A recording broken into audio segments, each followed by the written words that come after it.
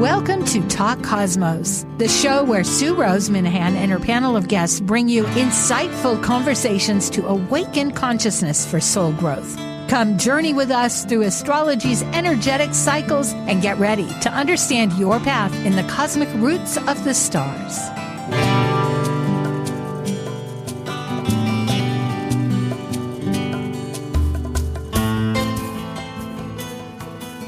Today is, amazingly, Mars across from Pluto. So maybe there's a lot happening here because I'm not getting it from my end here in Hawaii. And it's the time change. I hope everybody got their clocks back. But today is November 3rd. We're in a crunch zone just before elections. I hope you all get out and vote. However you vote, just participate, because that's what life wants. And that's what life is asking with Mars opposite Pluto, which is a theme this month and next, and we'll discuss that. But right now, we are ready for this team of Kaleidoscope Visions. Understanding the cosmic energies influencing our consciousness by the 4 major moon phases for the month, this is your Kaleidoscope Visions panel. I'm Sue Minahan, founder of Talk Cosmos since 2018. I'm an evolutionary astrologer, consultant, speaker, writer, vibrational astrology student, Dwarf Planet University graduate, Kepler Astrology Toastmasters Club charter member. I have a fine arts music degree plus a certificate in jazz. I'm an artist, musician, and certified color energy life coach. Especially, I love mythology and esoteric philosophies. I'm Amanda Pierce. I'm a soul-centered astrologer, blending intuition into my practice. I believe the universe is always working for our highest good and seek to empower my clients in our readings. I teach a 4-week series of empowerment-based meditation classes that connect you deeper into your own intuition and innate power. I work in communications with a passion for employee experience. I also have a BA in psychology. I'm passionate about healing and enjoy helping others create new realities and shift old paradigms.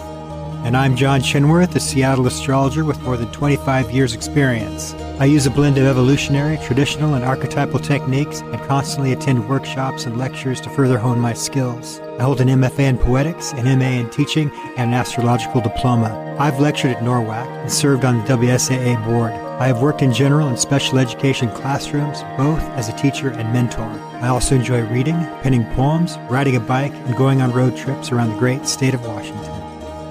And like the Sufi poet Rumi says, you are the entire ocean in a drop.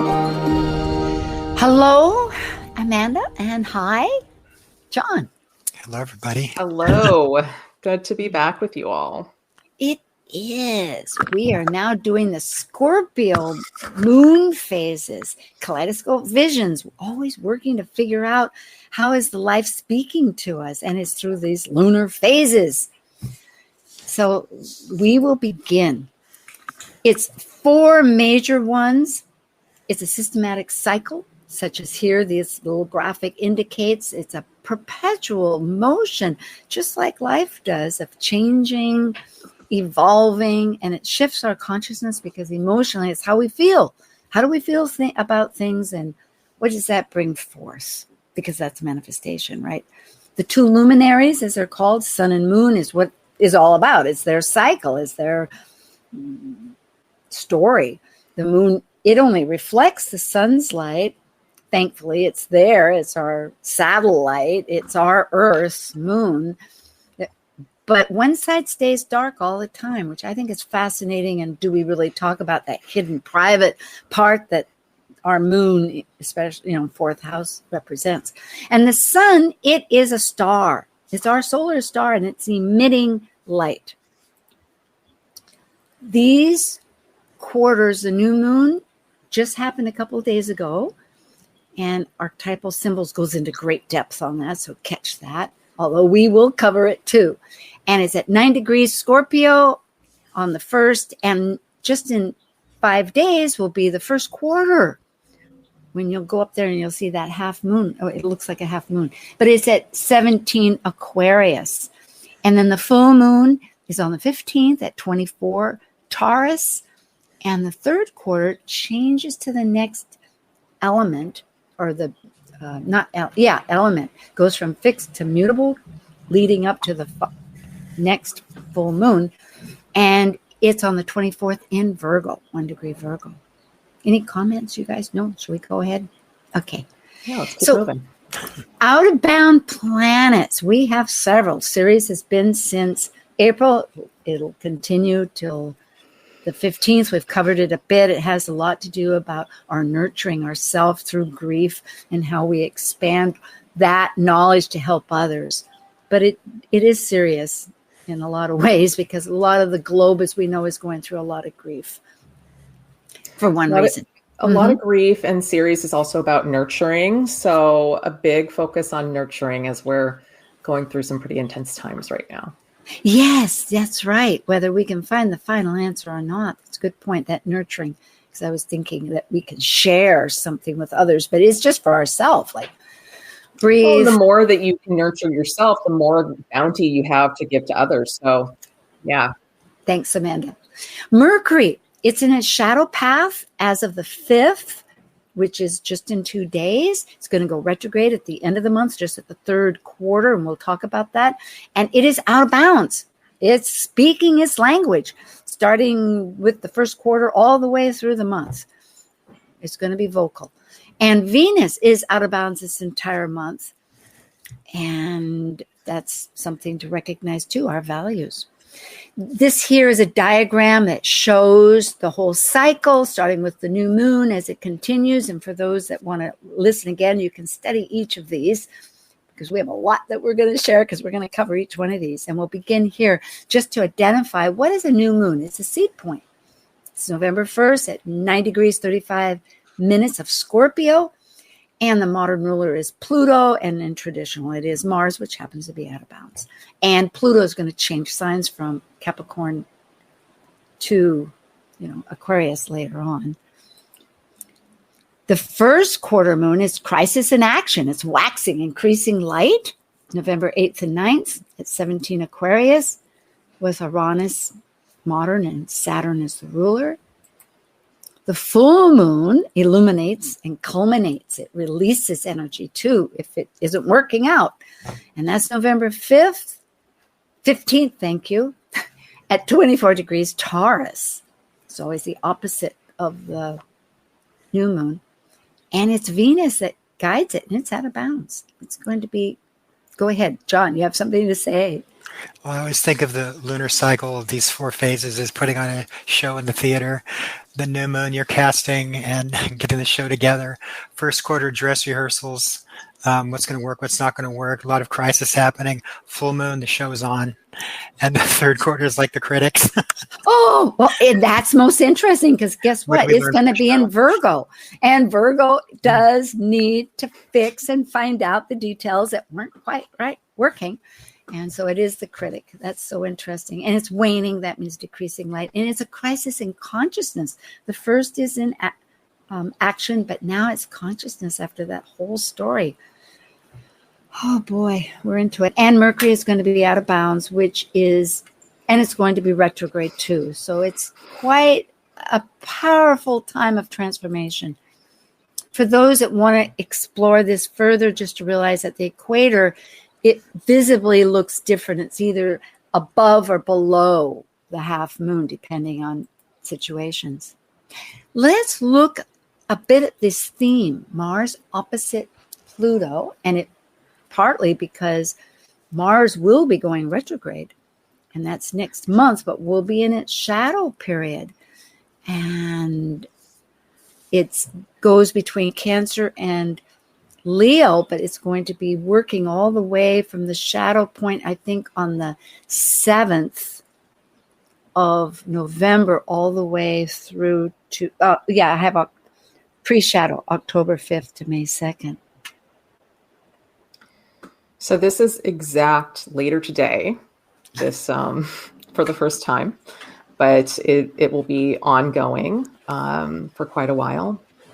And past when Pluto moves into Aquarius as well. So we'll have that Aquarius Leo dynamic, as well as the Cancer Capricorn dynamic we're seeing right now with the Mars opposite Pluto. Yes, it will be exact twice more, but it will be with Pluto in Aquarius, which is next year. I didn't add that. So yes, this is such a today. Well, we're doing our changes as we speak.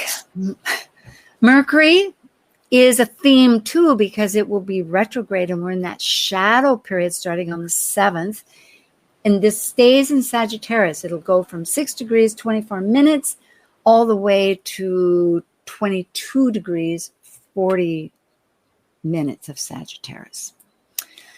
Let's look at the new moon. It has a Sabian symbol at 10 degrees. It's always one extra. And it's a fellowship supper. John, you want to speak? Oh, just this is a good Sabian symbol for working together and community and solidarity comes to mind with that Sabian symbol. And we're getting the election's been on my mind. So how are people finding their solidarity, and what does that mean as we get closer and closer? Which is, I think, a fantastic energy to lean on during this period, this week and throughout the whole month. So the more we can be acting holistically and collectively and honoring ourselves and our neighbors, I think the better off we'll be, especially with this Mars-Pluto energy. I mean, there's like a really strong kind of standoff energy here. Where Mars represents anger typically, and Pluto represents rage. So a lot of potential for conflict in your life or out in the world. So be safe out on the roads if you're driving, be considerate of others. And,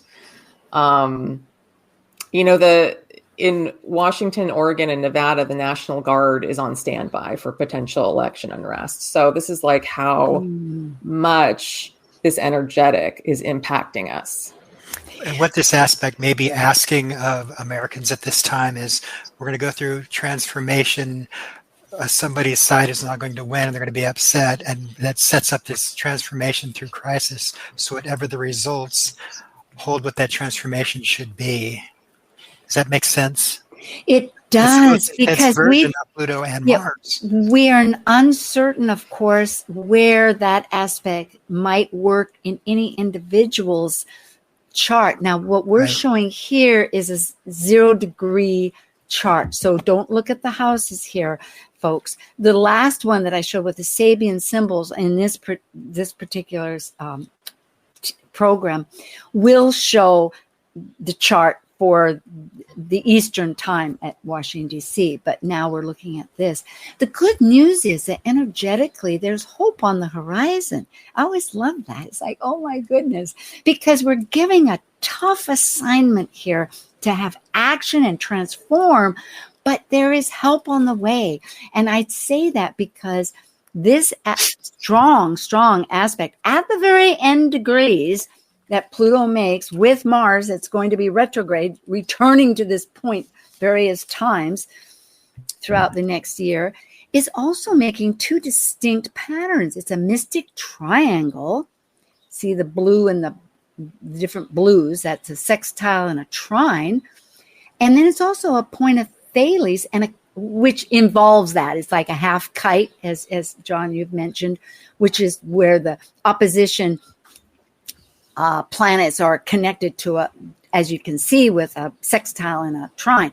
But more than that, there's a kite, and that's where there's this blue. There would be a blue line, which I think I show later, across from Mercury and Neptune. But the point is, these three have so many other contributing factors. There's the vision, the communication, along with sudden changes.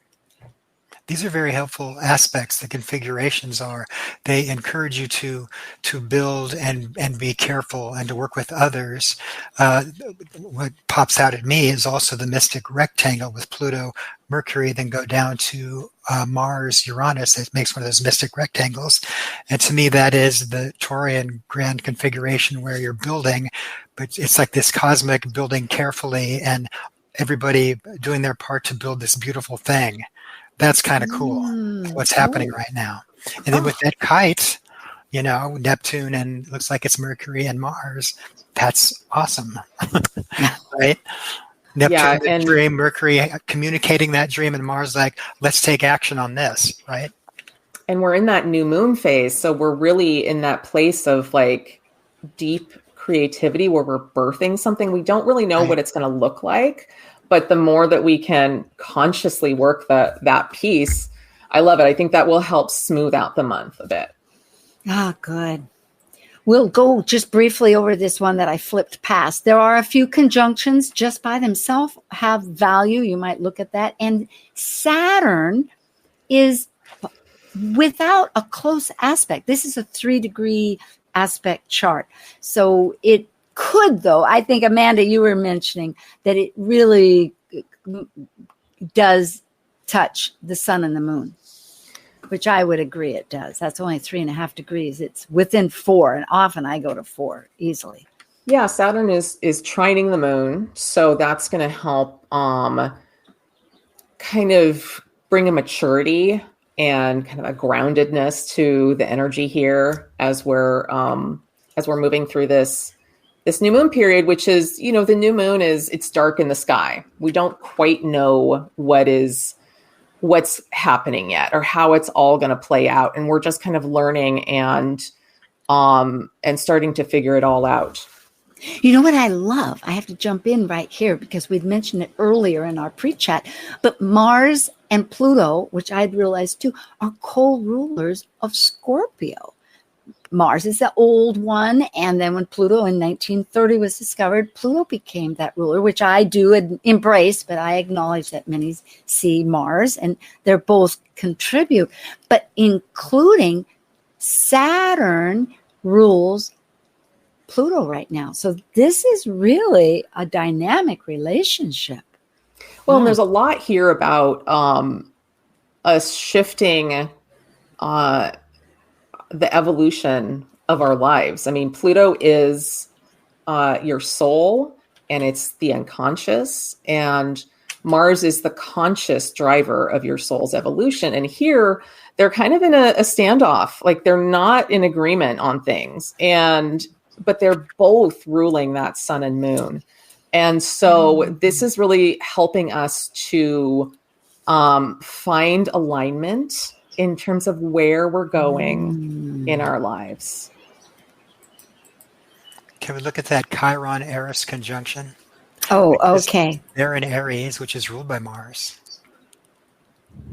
Yes, exactly. So there's a lot of healing and inclusion.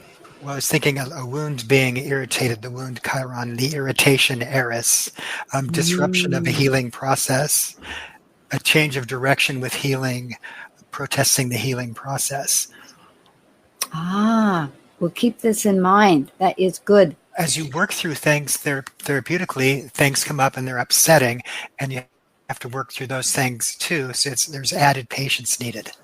Well, particularly with this water kite, which now we're emphasizing as we brought up, as the full graphic illustrating it, with that motion of a trine that just continues in perpetuation, that really, according to vibrational astrology, Linda Barry, who's a great researcher and on a program with every equinox and solstice, and I study with her, has brought up that trines need to keep that flow going and will do anything to continue it. It's not just, a dormant activity. It's very vibrant. It's like a river rushing by. It's going to keep rushing. So that's something to consider. But this kite, and it's in water, it's emotion. And John, I know you described the kite so well with the arrow being pulled back, and go ahead. Well, like the dark blue lines make that triangle. That's the grand trine. And going out of that is Pluto at the end with the sky blue lines going to that. And Mars is like the arrow being pulled back, and Pluto is like the point of the arrow. And so the watery motion, deep emotions, getting lost in all that or enjoying all that, a way to ground that is through Pluto, which is in Capricorn. So stepping on solid ground in a deep, meaningful way is a really good way to use this watery energy you're kind of enjoying. Meaning too that since you brought up Chiron, they're in Aries with that looks like a key and the little arrow going down, is ruled by that Mars. So you're right. Part of our process of that healing, this wound that is ever since Pluto had its return, and still since the revolution, still with Pluto in Aquarius, because it took 6 years for that war. It wasn't just happening on July 4th. Yeah, we're in the process. There's like this collective need to have a counselor of some time so we can process through things, to have a sounding board of some kind. And you're tempted to go to your team, red or blue, and talk to your friends about what happened, but maybe there's a need to cross over and be like, okay, this will be painful to talk about, but maybe it's time to reach out here. That's the uncomfortable Eris with Chiron, maybe. Yeah, it's inclusion and exclusion. Yeah. And so on both sides, but ultimately everybody has to be included. And that's not always simple because, as we know, the Trojan War, all about that story. Amanda, should we go on, or did you have a... I just like the Venus opposite Jupiter here as well. Like these are the two. We're going on. We'll go speak on ahead. Yep, we're going on. Okay, and that brings up that we do in the next charts have one for action and one for connecting and flowing. So now, all yours. Okay. Well, I like that Venus and Jupiter are coming together here. They are in an opposition. I didn't include that. Oh, you're so brilliant. Thank you. Venus is at 17 Sagittarius, Jupiter's at 20 Gemini. So oppositions, we tend to think of those as challenging, but because they're both the benefics and they bring good things. And so when they come together, there's the potential for things to work out in a way. So it brings some really nice energy to this this challenging space. Values and perspective. And for me, opposition is partly looking just at the other. It's realizing and it's working with it in some fashion, which means how do you think about the other? If it's negative, it's going to be difficult. But if you embrace it, and you're right with this, it's not, it could be about the law. John, what do you think? About the whole thing. The whole thing, everything all together. Yeah, before we go to the next slide. My brain was just riffing now with Venus being with Pallas Athena, Pallas adding that strategy. Oh, yeah. And the cool-headedness, which I think is really lovely. And Venus is out of bounds. I think those two goddesses probably work very well together, actually. Yes, they do. Well, there's a lot of potential with the out of bounds for it to something to come out of the blue or just be inspired. It's Venus in Sagittarius, which is, it likes to, mentally go out there and come up with ruled by Jupiter, huh? Ruled by Jupiter. It's also like with Venus and Jupiter, there can be an importance around relationships here. And you can see that Juno is square that Mars and Pluto opposition as well. So that's another relationship piece brought in here. Very Venus, strong. and Venus is the ruler of Juno in this case. So yes. So I like that for helping to kind of, things may come forward, issues may come forward, but it's good that they're coming forward. We want to see them so that we can then start to work through it. Yeah, it's new alliances. I know that Juno often represents our alliances. Boy. Well, here we have... Could I speak to that Venus in Sagittarius? Okay. I have that natally. To me, Venus in Sagittarius is not being afraid to meet different kinds of people and being open to that. That's one of the great gifts of Venus. It's an adventure, right? Exactly. It's an adventure. Yeah. There's a description in that unknown that because relationships do mirror us, and if we're brave about it, it's like, okay, let's move on. Let's move into it. And I have Jupiter and Gemini natally, so Right I can speak power. But I mean, like just being curious and being open to different ways of thinking about things, and really kind of getting passionate about, what if we thought about this differently?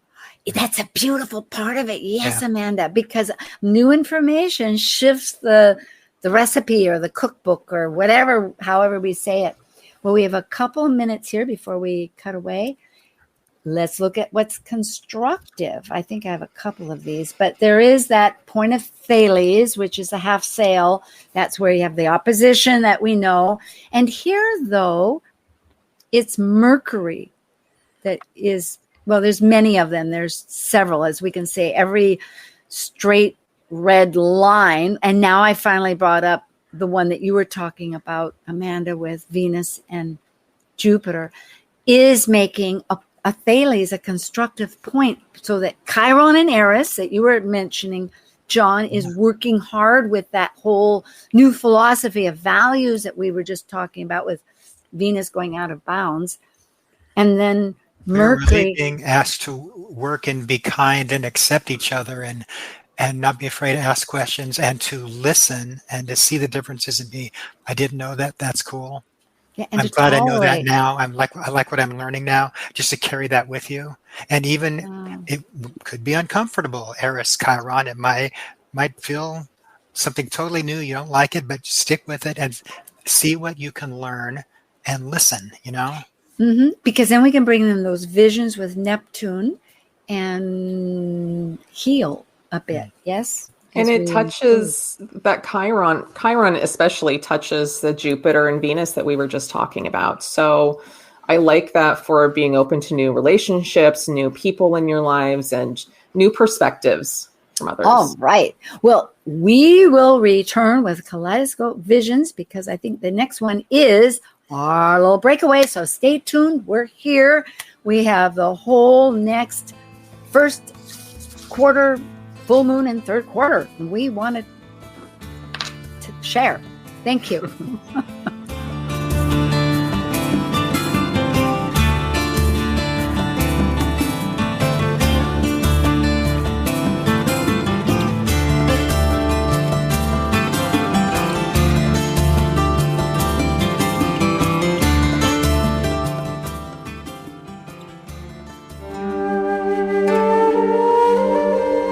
While we take a break from this week's edition of Talk Cosmos, let's take a look at this cycle's archetype.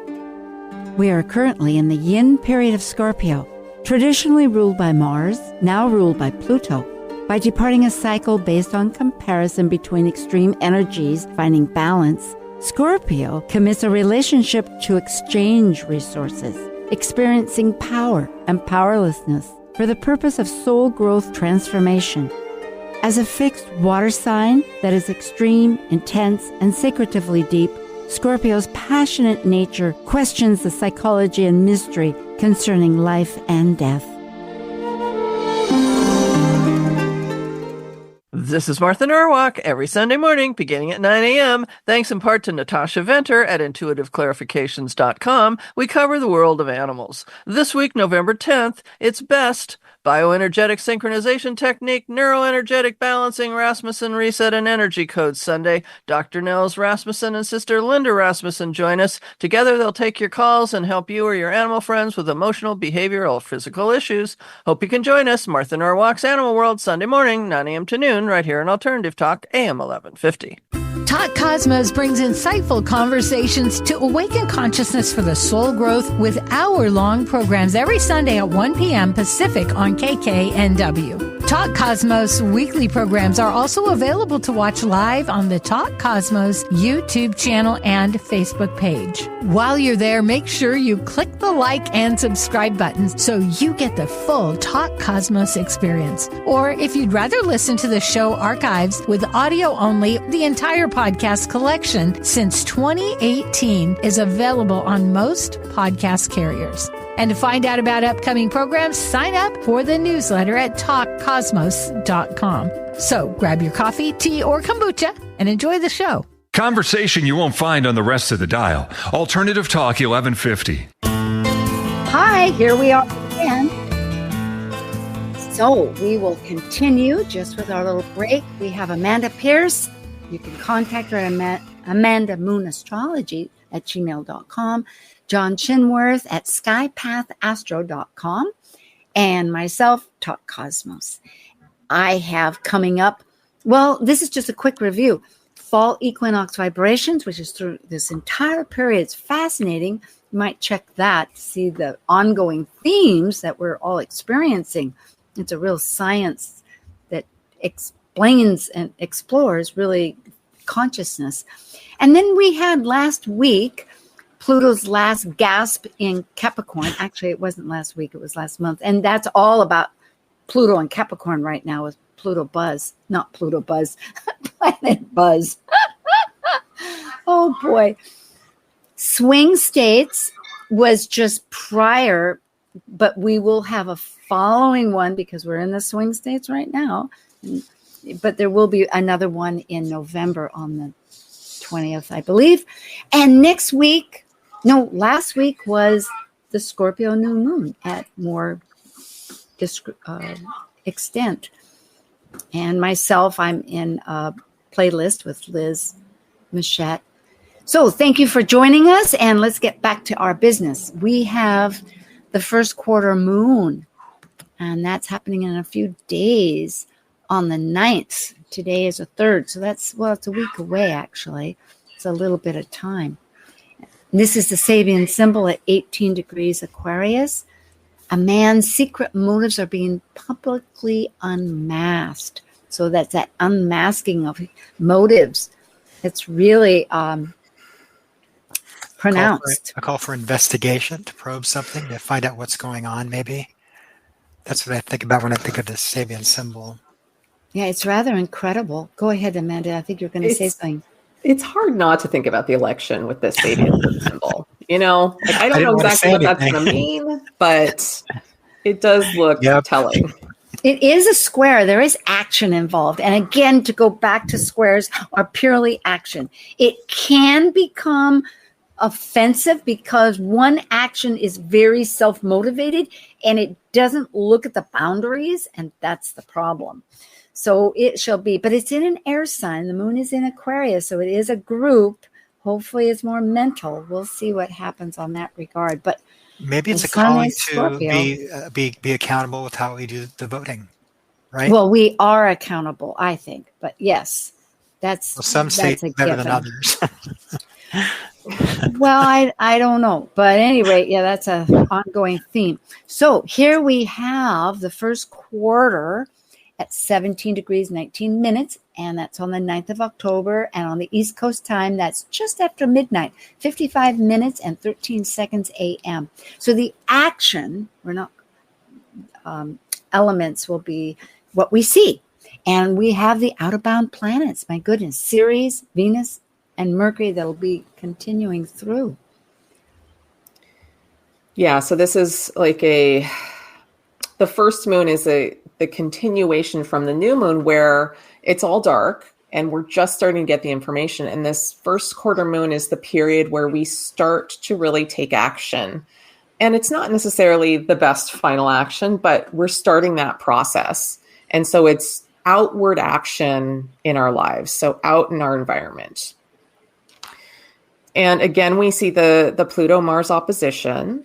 This time, Mars has moved into Leo, where it's a little bit stronger. It's Mars is not super fond of being in Cancer. No, it's more more safety oriented, Yeah. and cautious before it acts. It's harder to take action or direct action with Mars and Cancer. So here, Mars and Leo, it wants to get out there and it wants to like be seen, and it wants to put on a show and get things done.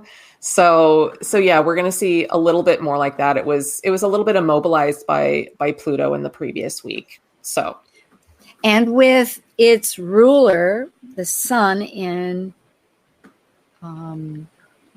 Scorpio, it flips right back to that Pluto. Sun and Mars are in mutual reception. They're in each other's signs. So they're working together to do this thing.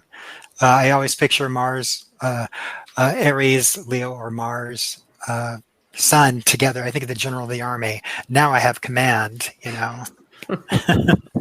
which can be okay, you can get things done, or it can be like, what kind of a general is this? Well, and then Venus now is in really an action-oriented idea with its visions in Neptune, which is in Pisces. So there's vision galore, or else it could be imagination, which is on the positive, or it could be total illusion, and it could be overwhelm. That makes me wonder with the out of bounds, is it more illusional, or it's a little bit out there and extreme with Venus out of bounds? Well, I think in all of this, it's my way, our way versus that's the way. It is pretty strong. It is, as we know, it's one phase. Now, it has its action, and of course, this will be after the election. And we don't know what's happening with Middle East, with Ukraine and Israel, that are seemingly taking extra actions too, because, this is not with the houses. This is a 0-degree chart. So everybody globally is experiencing some challenges of how to move forward. Yeah, and the best action may not be super clear right now, especially with that Venus-Neptune square happening. We're in this first quarter phase where it's about taking action, but we may not be able to see it all, what we need to take the best action. So just do your best. And I think the best thing we can do is stay in tune with our guidance systems, and don't really act until it's the right time. And I mean, have a knowingness about that. And I think the moon trine Jupiter as well in this chart is supportive of that. Well, we'll get to that. And what's really nice though, too, I'm realizing what you're saying really emphasizes Jupiter here in Mercury, that it is now in mutual reception with Mercury that's out of bounds, that will be, now it's in its shadow path time. It started on the 7th, just a couple of days ahead. And therefore we're building information to build, but we don't know yet. Is that inconjunct 150 degrees where we don't see the pattern yet? So here we have the connecting, flowing aspects. And I think you were mentioning, Amanda, that again. Yeah, just tuning into your knowingness. The Jupiter is known for its intuition. And so however that works for you, whether you do that through meditation or being out in nature, whatever, find that space that helps you kind of connect into what's the best action forward. I think there's also a calling to just be comfortable with the discomfort. I remember that it's rocky right now. Might not like what you're feeling. Wait it out. Yeah. That is a very wise. And that's an action too. Sorry, Sue, go ahead. I'm thinking Chiron Eris together. But it's wise with manifestation, because we all get our ideal, and we learn more and more as we go into the metaphysical part, that we don't always know how that's going to result, the form of it. It's a give and take. It's going with signs, and it's going with Yeah.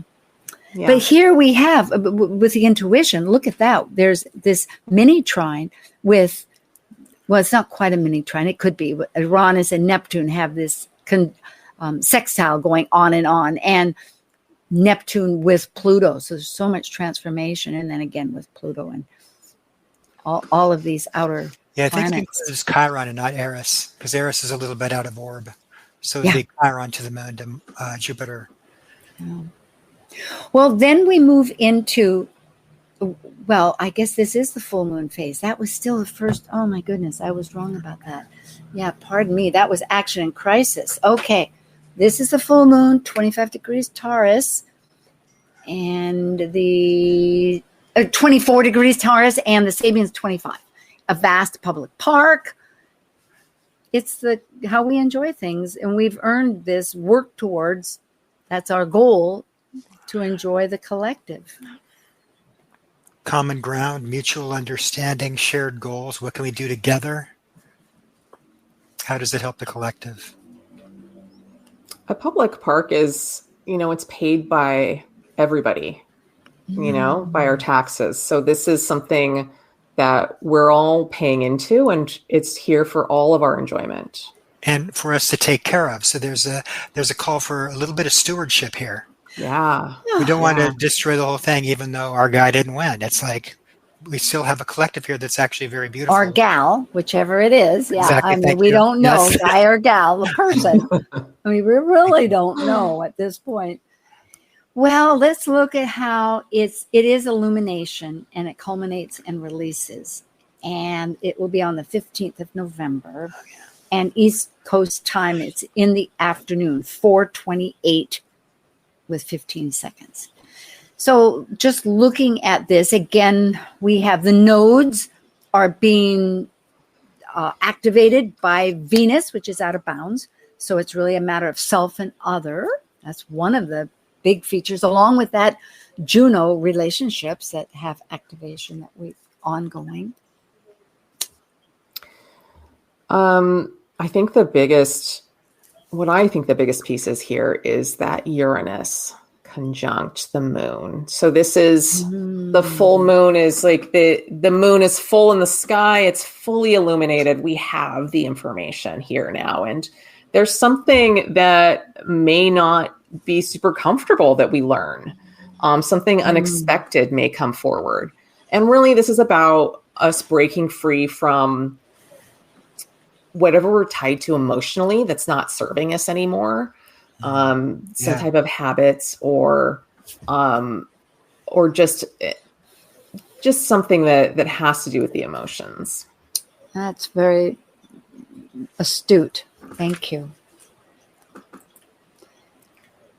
What's connecting us and flowing to support us is, Venus is working with our relationships and deep transformation. In Scorpio, of course, it matters. It's like, is this supporting my soul growth or not? What's the values associated? And Venus is out of bounds. So it's the structure of it. It's really building that.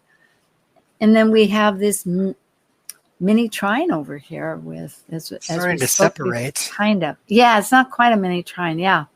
Quintiles are taking a circle and divided into fifths, and it's related to the fifth sign Leo, and of course the sun in creativity, and the fifth house of creativity. When you see a collection of quintiles in a chart, it's like, how can we creatively work on things? So minds are open, willing to work together, love new ideas. Very hopeful. And where do you see that? All the quintiles, the sky blue lines. No, those are actually because of my thing. I'm not. They're sextiles. You're right, they are. Yeah, okay. no, that's okay. I know it's a little I think bit. that's still there because I don't get a sextiles are choice. creativity. They're like working together. So there's still teamwork. It is connecting. Yes, it is. It's like this and that. So on my chart system, my quintiles are sky blue. Yes, so and they usually are. No, they usually are. And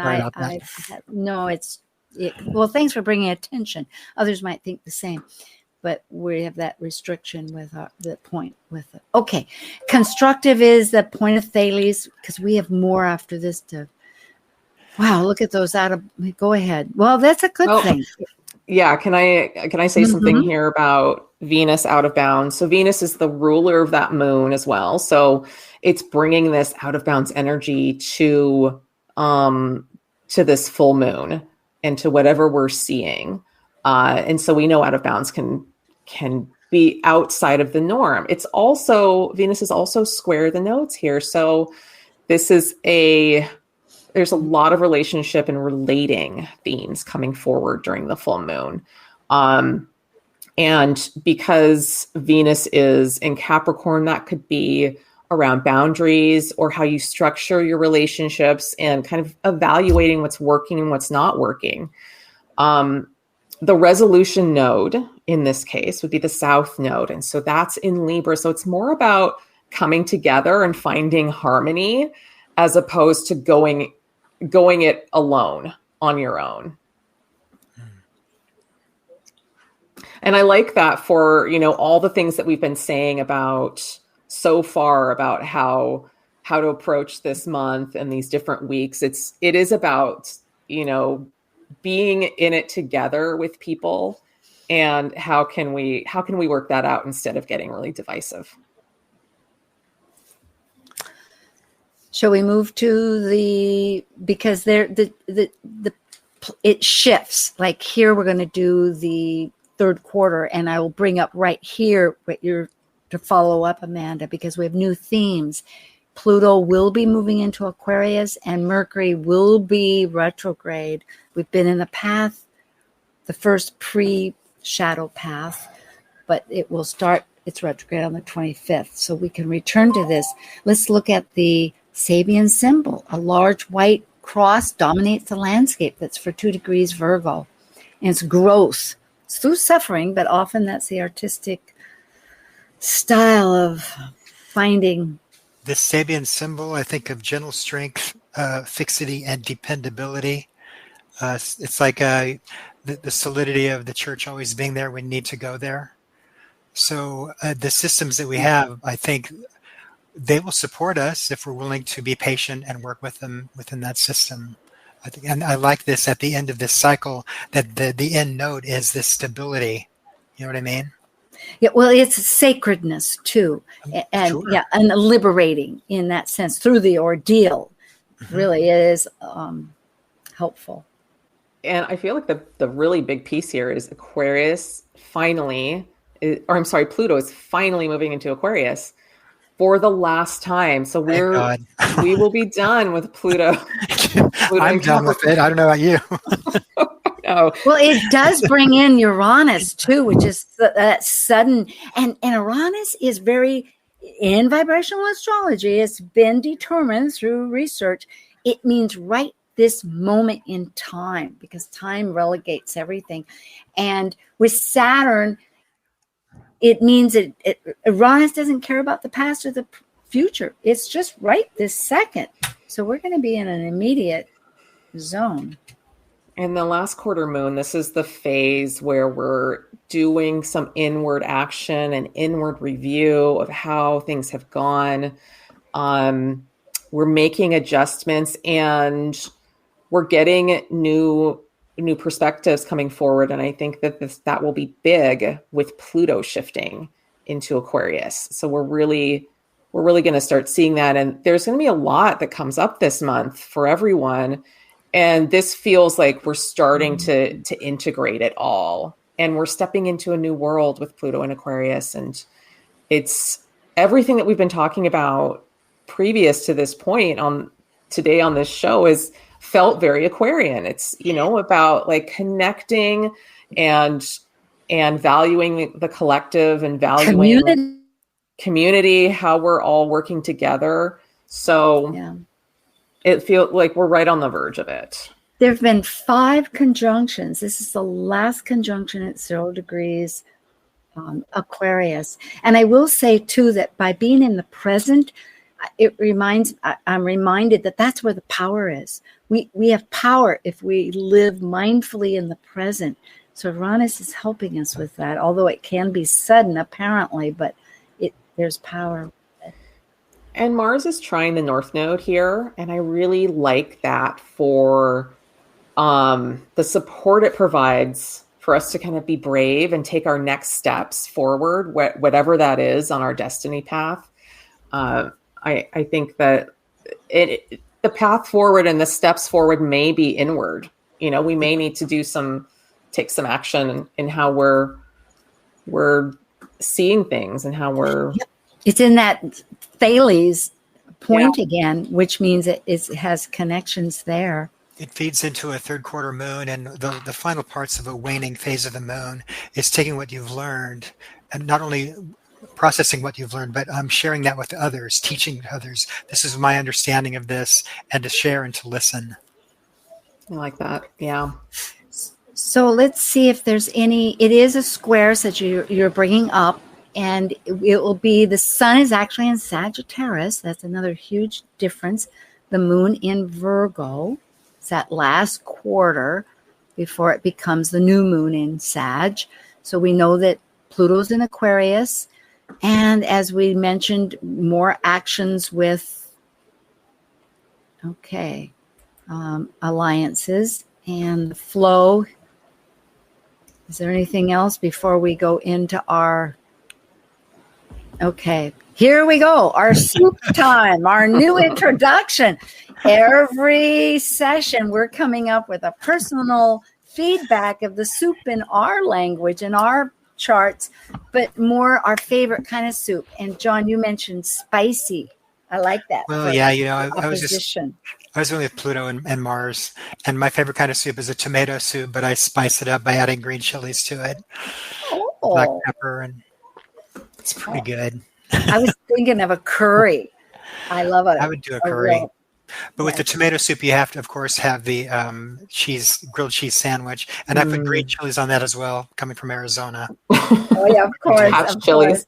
Originally from Arizona. So, well, when I was thinking about the soup, I was thinking about it in terms of like, what's going to really hit the spot this month with the energies.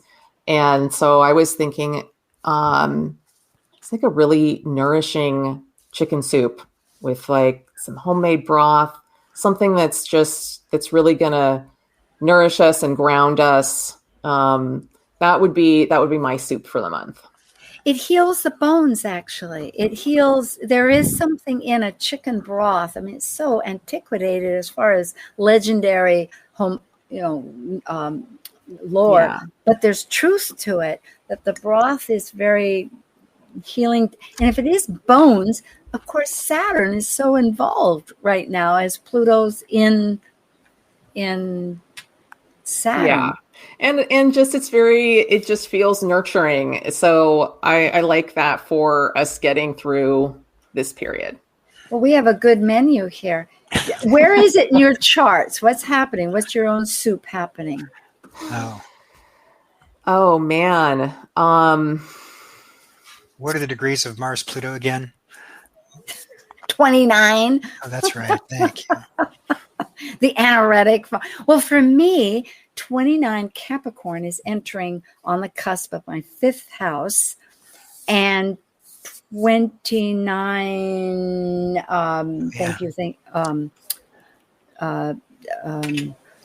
Cancer would be, of course, entering my 11th. So I am thinking of expanding my talk show a bit. I might even go into a new station. Won't drop this at all, but just borrow some of these over there. That's one idea. But also I am reading the Iliad, and it's teaching a lot about war. It's teaching a lot. At any rate, share, please. We have a couple of minutes. We have about a minute. Well, I use the whole sign house system. So when I'm looking at Pluto shifting into a new sign, it's also shifting into a new house. So for me, that's moving from the 9th house to the 10th house. And career stuff is definitely up for me. Like, where am I going? What am I doing? Is it time for a change? So that has been on my mind. Also, the Pluto-Mars opposition, literal explosion in my house. The gas furnace had like a little mini explosion, and I saw the fire like come out of it. So these things can literally happen. That was earlier this morning. I'm waiting for someone to come today, because the gas company came. They had to shut off the gas. I don't have any gas right now. Gotta get it fixed. Also, they found a couple gas leaks. So like, stuff is happening. Yeah, that's true. I myself had the plumbing issues several weeks ago with the Scorpio, all that with the toilet and et cetera, the washer dryer. But it's healed now. We're moving ahead. It's better to know these things, right? You got to know them. John, did you have a quick thought there? Just Pluto will be going into my 9th, and I think about how I want to travel more. Oh, yes. Well, we are traveling in spirit and we're traveling with heart. And that's really metaphysical because spirit and love do transmute. I mean, they reach, they travel. That's why people pray, people have vows. It's a beautiful thing.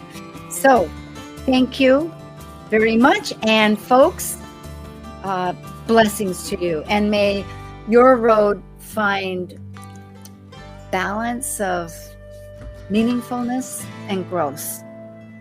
And we're all in it together, one way or the other. Thank you. And vote, everyone.